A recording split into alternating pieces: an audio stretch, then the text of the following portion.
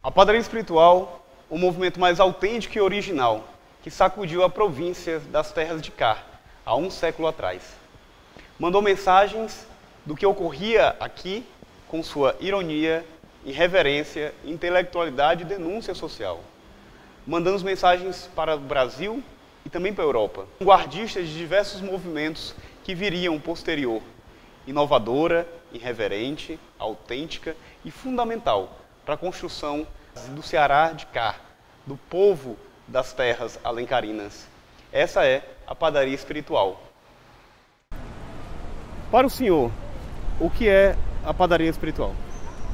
Bom, a padaria espiritual foi, na realidade, um movimento literário surgido no final do século XIX, né, que revolucionou todo o mundo cultural, não só do Ceará, mas também as suas repercussões chegaram até o sul do Brasil. E esse movimento deixou, na realidade, uma marca de grande importância dentro do contexto literário, intelectual, né? E foi um movimento que deixou toda uma estrutura até hoje na nossa lembrança. Para o senhor, o que é ser cearense? Ser cearense é ser, digamos assim, é um povo valente, um povo guerreiro, um povo trabalhador, né? Um povo que muito tem sofrido ao longo da história. Nós temos um passado de muitas lutas, de muitos sofrimentos, de muitas vicissitudes, mas somos também um povo vencedor, um povo batalhador, um povo guerreiro, que ao longo desses séculos de sofrimentos, dor, morte, a gente conseguiu superar todos os nossos desafios. A padaria espiritual tinha um jornal chamado Pão. Para o senhor, o que é o pão? O pão é uma simbologia, né? A palavra pão, dentro da padaria espiritual, simbolizava exatamente a força espiritual, porque não era o pão material, era o pão espiritual, né? É tanto que os integrantes, cada um ocupava uma função de um padeiro, né? Era o forneiro, né? Era, por exemplo, eram várias funções, né?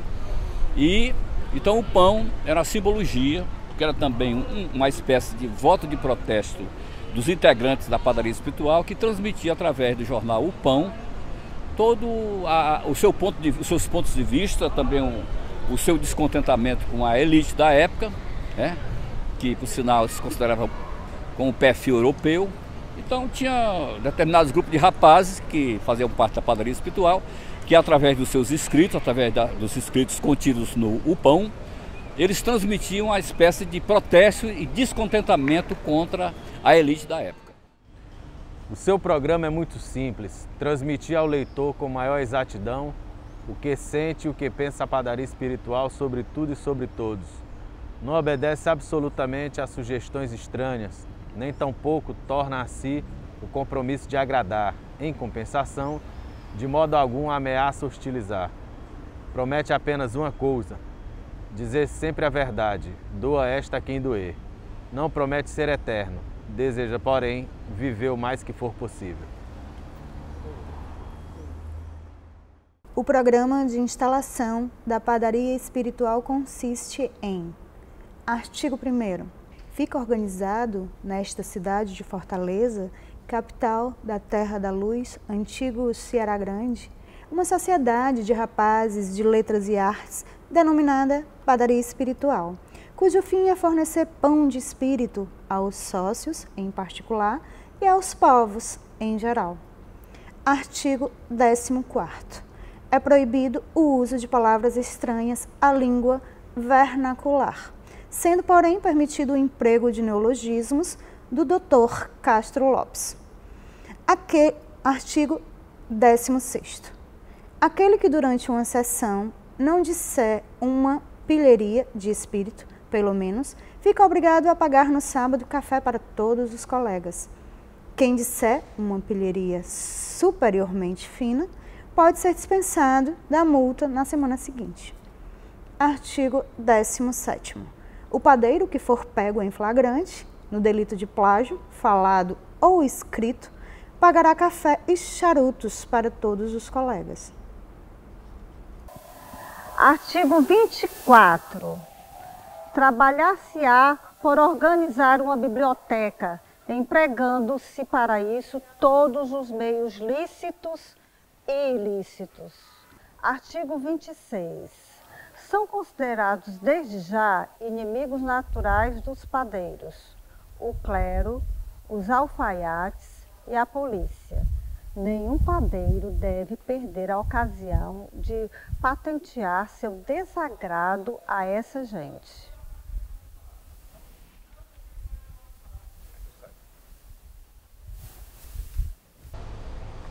Artigo 34.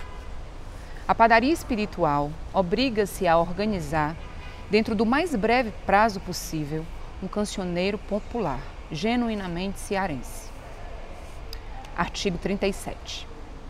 Publicar-se-á, no começo de cada ano, um almanaque ilustrado do Ceará, contendo indicações úteis e inúteis, primores literários e anúncios de bacalhau. Artigo 46. O padeiro que, por infelicidade, tiver um vizinho que aprenda clarinete, pistão ou qualquer outro instrumento irritante, dará parte à padaria que trabalhará para pôr termo a semelhante suplício. Artigo 47. Pugnar-se-á pelo embelezamento do Parque da Liberdade e pela conservação da cidade em geral. Independente das disposições contidas nos artigos precedentes, a padaria tomará a iniciativa de qualquer questão emergente que entenda com a arte, com o bom gosto, com o progresso e com a dignidade humana. Depois de 36 números, em dezembro de 1898, após 6 anos de atividade, a padaria fechou seu forno. Contudo, apesar do pouco tempo de vida, a padaria espiritual colecionou grandes feitos, dentre os quais, talvez o maior deles, ter sido a inspiração para a criação da Academia Cearense de Letras, a mais antiga instituição do gênero do país, fundada em 15 de agosto de 1894. E continua a inspirar e constituir pontes para além do seu tempo, viva, pulsante e inspiradora. Se faz urgente, necessário e primordial alimentar o espírito comendo pão feito de poesia, de arte, sonhos, humor e utopia. Assim, como foi feito ontem, precisamos olhar o retrovisor da nossa história para transformar o hoje, na construção de um amanhã. Antônio Salles, mentor, fonte inspiradora da padaria espiritual. Energia renovável, expansiva deste forno que inspirava o pão e seus padeiros na construção de um outro Ceará, de uma outra fortaleza sátira, irreverente, contestadora e inovadora.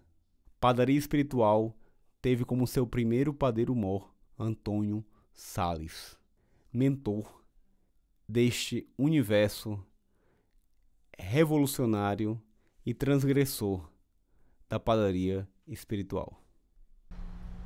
Na sombra, ao pé das árvores, rumina o manso gado em plácida manada.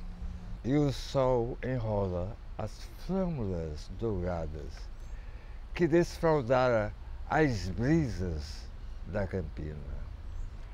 Arrocheia-se as serras.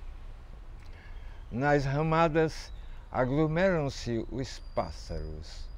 Termina o labor dos roceiros e a argentina voz da araponga estala nas quebradas. Do rebanho a fileira caprichosa, sem um rumor, pacífica desliza na trilha da vereda sinuosa. E a Juriti das matas a poetisa, o pé metido em meias cor-de-rosa, a branca areia do caminho pisa. Álvaro Martins é um poeta cearense, nascido no Trairi. Ainda adolescente, foi morar no Rio de Janeiro, onde exerceu atividade jornalística. Por problemas de saúde, regressou ao Ceará em 1888, residindo em Fortaleza, onde ajudou a fundar o Clube Republicano. Exerceu, a partir de 1901, o magistério no Liceu do Ceará. Foi sócio fundador da Padaria Espiritual e do Centro Literário, as duas principais agremiações literárias do fim do século XIX. O mar tem fundos arcanos, abismos desconhecidos, profundo como os gemidos dos desesperos humanos. Por sobre o manto das águas, os seios dos nenufares derramam negros pesares de melancólicas mágoas. A branda espuma que frisa, a onda que se esmaece, como que geme, parece, um coração que agoniza. Há desalentos fatais, no choro infinito e vago, daquele indômito lago, cheio de lodo e corais. Choram nas praias desertas as mães e as noivas piedosas, estendem mãos dolorosas por sobre o infinito mar. Longa dor sem lenitivo nas tempestades hediondas, que quem se afoga nas ondas não torna mais a voltar.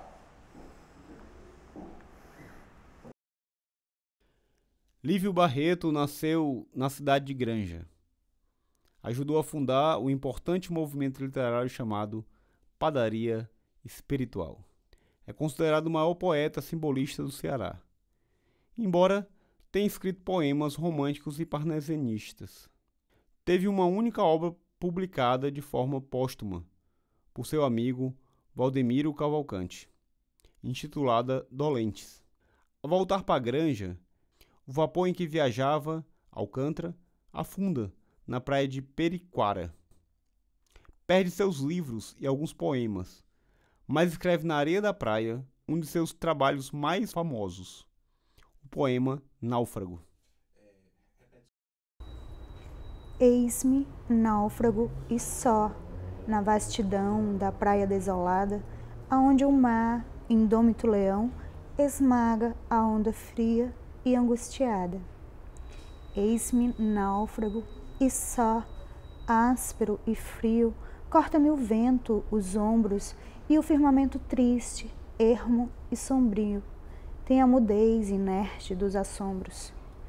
Eis-me, náufrago e só, como um lamento que sai da escuridão de subterrâneo, vem-me nas asas trêmulas do vento, o grito surdo, fúnebre, titânio, que o mar solta do peito truculento, e a alma nos corta, agudo e subitâneo, como uma flecha, o azul do firmamento. Adolfo Caminha foi um dos representantes mais relevantes do naturalismo brasileiro. Polêmico, escreveu obras com temas censurados pela literatura tradicional, como Bom Crioulo, romance em que fala sobre homossexualidade. O escritor tinha também fortes ideias políticas, apoiando a República e a abolição da escravatura. A vocação literária se fez presente quando Caminha ainda trabalhava na Marinha. Os primeiros poemas e contos foram lançados em 1886. Escreve também para jornais do Rio de Janeiro, como Gazeta de Notícias e Jornal do Comércio. Escreveu poesia, romance, conto, críticas literárias e textos jornalísticos. Minha musa. Minha musa é a lembrança dos sonhos em que eu vivi. É de uns lábios a esperança e a saudade que eu nutri. É a crença que eu alentei, as luas belas que amei e os olhos por quem morri. Os meus cantos de saudade são amores que eu chorei, são lírios na mocidade, que murcham porque te amei. As minhas notas ardentes são as lágrimas dementes, que em teu seio derramei. Do meu outono, os desfolhos, os astros do teu verão. A languidez dos teus olhos inspiram minha canção. Sou poeta porque és bela. Tenho em teus olhos, donzela, a musa do coração.